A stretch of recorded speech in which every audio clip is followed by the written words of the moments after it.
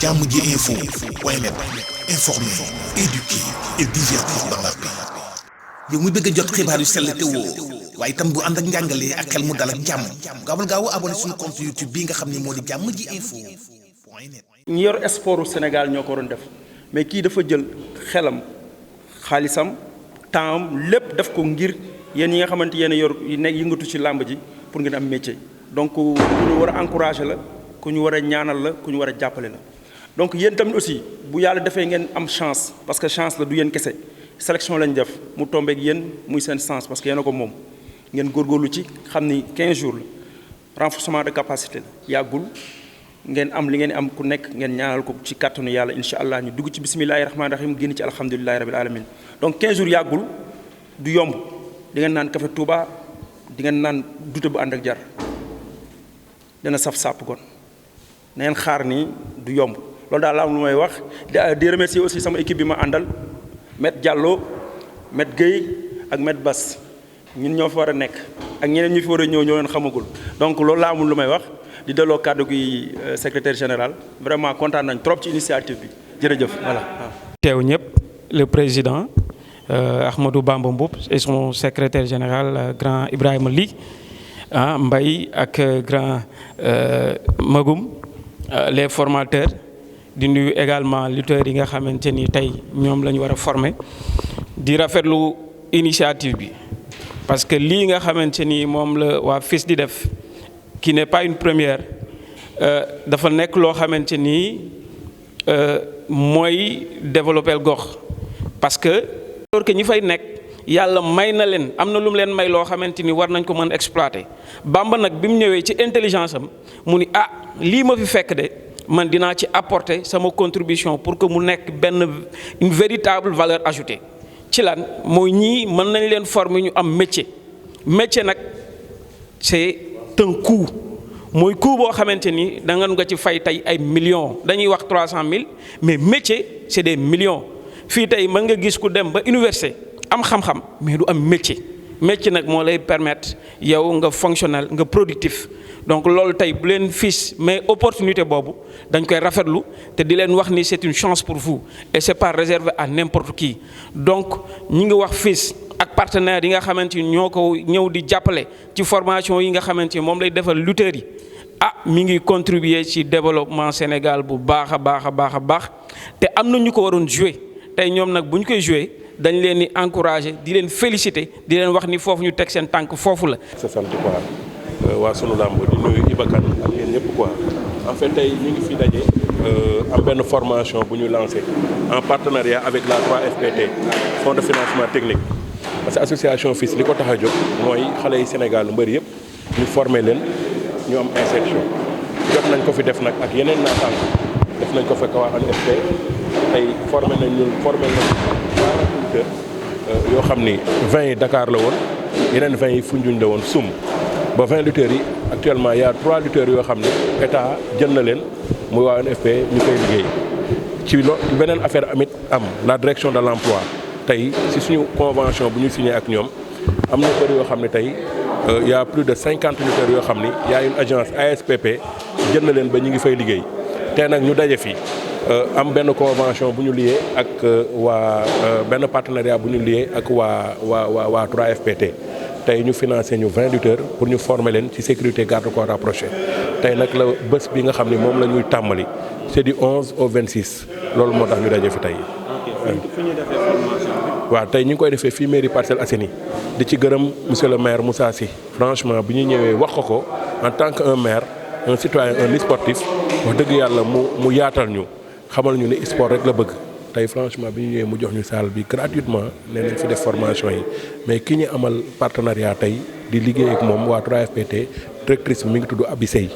waaw man maa ngi tudd Cheikh Ahmadou Bamba bu président association formation insertion des lutteurs du Sénégal. non bii mooy en fait bii mooy 3e contingent ci formation sécurité garde corps rapproché waaw defoon nañoo ak ONFP 20 lutteurs ba ñoom ñëpp jot nañu seen ay diplôme ba am na ci ñett ñoo xam ne sax commencé nañoo liggéey def nañu tamit à Soum à Foundiougne am na ci 20 lutteurs yoo xam ne tamit def nañ ko ba ak suñu convention ak direction de l'emploi embauché nañ leen ba yaa 50 lutteurs yoo xam ne ñu ngi liggéey tey nag ñu koy def ak waa 3FPT fonds de financement technique ñoo ñu financé lii ñu war ko def du 11 au 26 c'est pour 15 jours incha allah. d'accord ñaata lutteurs ñooy subir formation. c'est 20 lutteurs. 20 lutteurs. waaw. ok d'accord kan mooy diriger formation bi koy diriger c'est Fit Protection international ki koy diriger tudd Matar Diop. ok 3FPT. 3FPT. 3FPT. fonds de financement professionnel et technique. fonds de financement de la formation professionnelle et technique. waaw léegi booy seet 3FPT ONFP ANAMO ñoom ñëpp suñuy partenaires lañ yoo xam ni ñoom dañuy former les jeunes insertion nag comme que la direction de l'emploi ñoom wàll boobu ñoo ko moom tey képp koo xam ne rek formé nañ ko dañu koy yëgal waa direction de l'emploi bu ko defee recrutement yi bu waree am rek ñoom lañ ciy liggéeyal ñu recruter leen comme ni ma leen ko waxee léegi direction de l'emploi tey grâce à ñoom suñu convention bi ñu signé ak ñoom am na 50 lutteurs yoo xam ni am na benn agence bu tudd ASPP actuellement nii jël na leen ba ñu ngi commencé liggéey foofu noonu te ci association FILS la xale yooyu bokk parce que ci formation yi la waaw mais déjà ñu formé la rek dara la parce que man mii di wax ak yéen tey man dama def formation bi en Italie waaw xalaat bi maanaam fa la jógee ba ñëw fii parce que nit ki li ma wax sànq rek li Ibrahima li SG FILS wax nit bu njëkk dañu foogoon ni ku jàngul rek tey diplôme bu jàng boo ko amul amoo dara mais tey formation ku ne xam na ni boo ko defee am attestation tey foo mën a dem CV bi il faut nga am attestation boobu noonu tey nag fi ñu toll nii loolu rek déjà dara la tey ñu pare formation rek jot seen ay attestation mën a def feneen demande liggéey dafa am solo mais ñun dañ leen di accompagner ci loolu duñ leen bàyyi dañ leen accompagner wax ko waa direction de l'emploi mais ONFP formation la woote mais le directeur lui-même moom moo recruté 3 lutteurs ba actuellement fonctionnaire lañ fa muy Tidiane Faye bu Lansar Caatu Yaraax bu écurie Yaraax ak Amandaw bu écurie Fass actuellement ñu ngi liggéey kon nag noonu ñoom ñëpp noonu lañ leen di àndeek ñoom ba ñoom ñëpp ñu mën a jàpp ci dara encore une fois aussi di lancer message président Macky Sall waaw di ko xamal ni ñun tey ay ndaw lañ yoo xam ni dañoo taxawal kuréel bii nii comme moom l'emploi des jeunes daf ko amal solo l'insertion da ko amal solo kon nag ñun ñu ngi ciy bay waar kon nag moom ñu ngi koy ñaan mu dooleel ñu pour ñu gën a mën a àgg fi ñu jëm kooku ñu lii la franchement waaw ñu ngi sant nag état parce que tey ministre de la formation professionnelle di Dame Diop franchement inspection la jox direction bi yëpp ba ñu ngi liggéey ak ñoom en tant que ministre de la jeunesse maa ngi lancé message aussi Matar Ba ministre des sports parce que tey xale yi maa ngi saluer liggéeyam nag mais xale yi tey franchement tey ministre de la jeunesse ministre de la formation professionnelle ak ministre sport booy seet ñoom ay sportifs lañu sont des lutteurs ay jeunes lañu li ñu leen defal formation la mais moom bind nañ ko ay courrier yu bari pour mu recevoir ñu juste pour ñu waxtaan comme que président réew mi ak Sénégal li leen ñor mooy xale yi am xëy kooku aussi moom ñu ngi ko ci tàllal loxo li ñuy def dafa am solo le président de la république amul lu muy def loo xam lépp lu ñuy def lii moo ko ci ëppal solo kon nag Matar Ba comme que moom ministre làmb ji sax lañ ko tuddee kon nag waa association FILS ñu ngi lay woo di wax ak yow bind nañ la courrier ba sonn pour nga recevoir ñu te li ñuy def lu noble la tey naataangoom yi di ministre Dame Diop Fatoumata Néné Tall Alioune Sarr ak Abdoulaye Diop ministre de la culture li nga xam ne ñu ngi koy doxal recevoir ñu wax dëgg yàlla di ñu dooleel moom tamit ñu ngi koy tàllal loxo pour mu dooleel ñu recevoir ñu waxtaan ak ñun parce que bi bureau CNG bu bees bi di ubbi moom dafa lancer message bi raasee ne ko insertion surtout l'insertion kon nag ñun côté làmb bu ñu amee kuréel bi formation insertion des lutteurs du Sénégal war na mën a toog ak ñun xam ne lii ñuy def nii moo ñor jamono gi ñu toll nii parce que boo gisee booy di dugg ci géej gi di mbëkk di dem manque d'emploi moo tax bu ñu taxawalee nii mu ñor président de la république Macky Sall kon nag moom ñu ngi koy wax ñu ngi koy lancer message na woo kuréelu FILS gi association bi ñu toog ak moom waxtaan ak moom xool ban plan d'action lañ mën a def pour liggéey pour xale yi gën a mën a am li ñu bëgg ci kàttanu yàlla incha allah. Bon, ce matin on se rencontre ici à la mairie des Parcelles Assainies à la salle Cheikh Demba Dia pour commencer la formation de 20 lutteurs en garde-corps rapproché et sécurité avec l'appui de 3FPT. En effet, notre association qui s'appelle Formation et Insertion des lutteurs du Sénégal, dont le sigle est provocateur parce que nous avons voulu l'appeler FILS. On se dit dans la lutte père-fils, mais nous avons dit la lutte telle que vue par nos pères et la lutte aujourd'hui telle que vue par les fils. La lutte telle que vue par les fils, c'est qu'en fait, le lutteur a un métier qui est la lutte, mais faudrait-il qu'il puisse avoir un autre métier? Parce que la carrière de lutteur est souvent assez courte.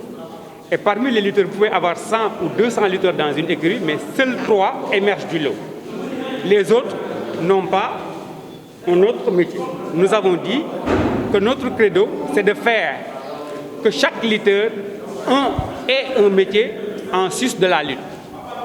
Nous avons mis sur pied cette association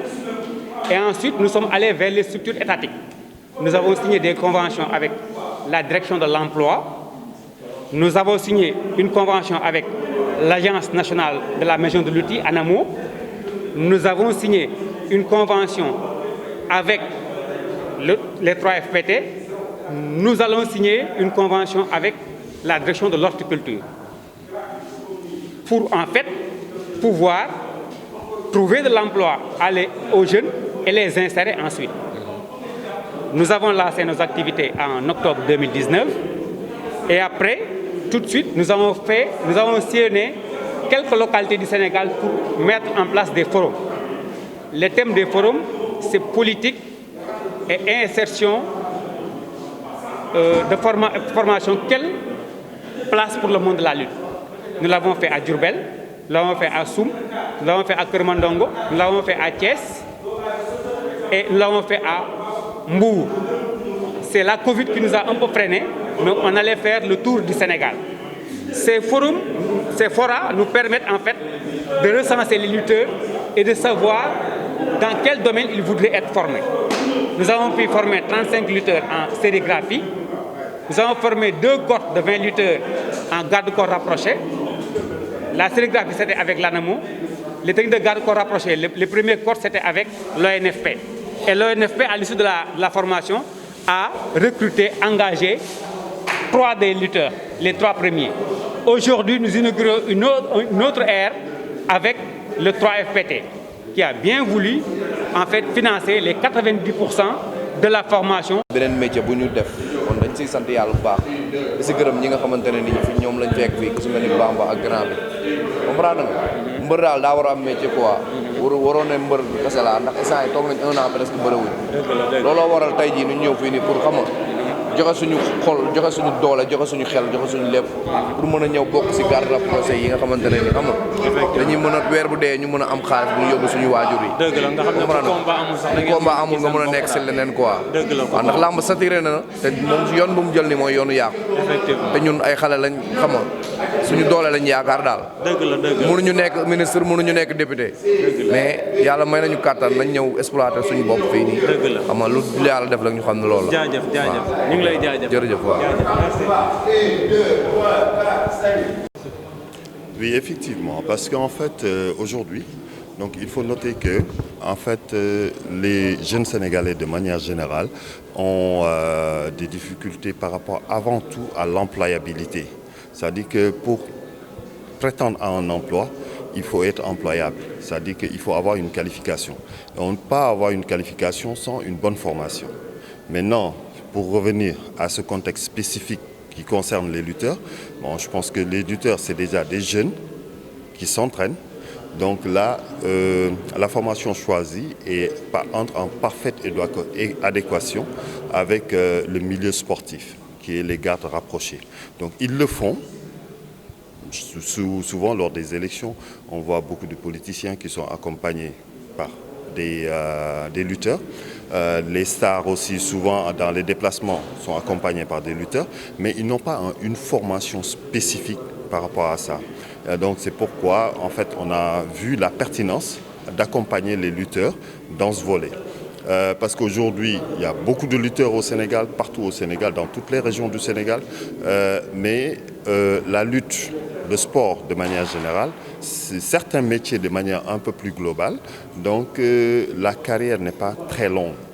Donc il est important d'avoir une qualification en plus de la passion qui est la lutte qu'ils font, pour qu'après la carrière, qu'ils puissent continuer à exercer un métier et dans les moments creux, comme présentement, nous sommes dans une période de pandémie, donc il n'y a pas de combat de lutte qui s'organise. Donc ils pourront s'occuper en fait sur autre chose en plus de leur métier de lutteur, de leur passion en fait pour le sport qui est la lutte.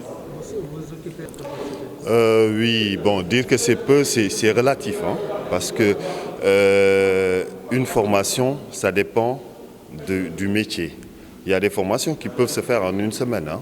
Il y a des formations qui peuvent se faire en 2 semaines. Il y a des formations qui demandent plusieurs années. Donc, ils ont déjà un background par rapport à ça. C'est-à-dire que toute formation, il y a des prérequis. Mais pour cette formation, les prérequis, je pense qu'ils les ont déjà. Ils pratiquent le sport. Et le sport est avant tout la base. Maintenant, ils pratiquent en plus un sport de combat. Et en fait, la formation spécifique aux gardes rapprochés, donc à ces volets. Donc c'est juste ce qu'ils faisaient de manière informelle, de l'organiser en fait pour qu'ils puissent savoir comment se comporter dans tel cas de figure, dans tel cas de figure. Donc en 15 jours, donc, en discussion avec le formateur, c'est très possible qu'ils puissent développer les compétences relatives à cette formation. nit nag mënoo nekk magum jëm am ay soxla tamit donc voilà di nekk ay situation yoo xam mën nga toog 1 an boo xamante ni tey doo am combat doo liggéey ñu gis ni daal mbër mu ne en plus làmb bi ngay def war nga am benn métier boo xamante ni en fait moom ngay amaale donc gis nañ mbër yu njëkk yi ñu ci bëri tey soo jëlee Manga de jël Tubaabu Joor koo ci jël rek dinañ ne la kii mécanicien la woon dinañ ne la kii professeur EPS la woon et cetera mais souvent jeunes yi nekk engagé wu ci làmb fi mu toll nii ñu ci bëri amuñu métier ñu gis ni daal da doon baax en plus de làmb bi ñuy def ñu am benn métier boo xamante ni dinañ ci mën a yëngu comme ça suñu amulee combat dinañ am lu ñu mën a def suñu amulee nu mu tëddati comme contexte actuel bi muy pandémie bi nga xamante ni combat amul aussi ñu am ci lu ñu mën a yëngu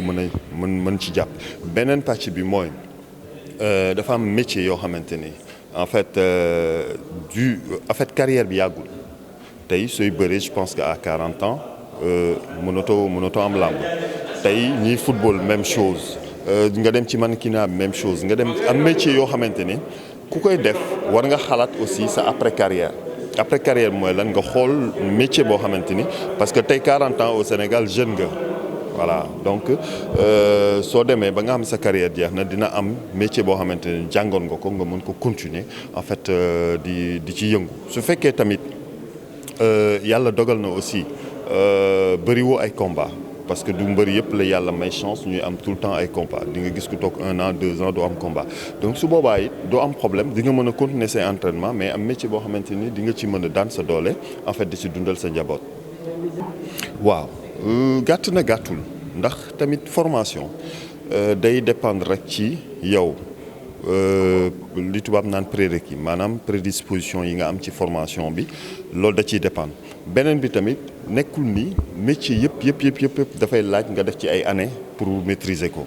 donc formation am na métier yoo mën nga jàngal nit 1 semaine mu pare di ci liggéey mën nga jàngal nit 2 semaines mu pare di ci liggéey maintenant lu jëm ci wàllu garde rapproché je pense que base bi yëpp mbër yi am nañ ko déjà parce que ay sportif nañ sport de combat dañuy def te loolu dafa nekk base essentielle yi nga xamante ni moom moo constitué garde rapproché je pense que bi ngeen di gis ni ñuy démarrer formation bi rek nga xam ne lii day laaj koo xamante ni sportif la day laaj koo xamante ni ci technique de combat yi am na lu mu ci am voilà maintenant nag loolu nag dafa am nuñ ko war a mooñee ba nga xamante ni mooy dëppook métier garde rapproché parce que ñenn ñi ci ñoom ñu ngi koy def parce que tey gis nañ yenn stars yi musiciens yi suñuy génn dañuy ànd ak ay mbëru làmb suñuy génn ci public yenn politiciens yi suñuy génn ci public dañuy ànd ak mbëru làmb surtout ci élection présidentielle yi mais amuñu benn formation préparé wuñu leen ci loolu donc xëy na mën nga am doole mën a xeex mais tey ci circonstances yooyu garde rapproché doo xam nan nga war a doxalee donc formation bi ci loolu lay gën a tënku mais base bi ñoom déjà am na lu ñu ci am donc 15 jours yi mënuñu wax ni que gàtt na trop ci formation. waaw parce que xëyu ndaw yi waruñu ko bàyyi ak état kese dafa war a nekk mbiru ñëpp tey structure yu bëri ñu ngi ciy liggéey donc tey soo jëlee ANAMO bi nga xamante ne man fa laay liggéey ñu ngi former ay jeunes. nga jël ONFP jël feneen ak feneen ñu ngi former ay jeunes mais yaakaar naa ku ci nekk ci wàllu woon nekk war nga xool comme ñun nii ci wàllu làmb bi ni ñuy xoolee yan métier nañ mën a jox ndaw yi pour ñu mën a am xëy keneen ku ci nekk aussi secteur bi nga nekk soo defee lu ni mel yaakaar naa ni waxuma la 1 million mais 2 millions ba 3 millions d'emplois mën nañ ko atteindre maanaam daal ñu def ko yu fu ñëpp président jeté na jalon yi teg na dispositif yi tey formation bi ñu ngi koy def ak waa 3FPT di structure boo xamante ni état Sénégal moo ko fi teg voilà mais il faut mu am ñoo xamante ni ñooy porter en fait initiative yi pour jàppale aussi état ci atteinte objectif boobu nga xamante ni moom le président fixé jërëjëf. Jàmm ji info point net informer, éduquer et divertir dans la paix. yow muy bëgg a jot xibaar yu sell te woo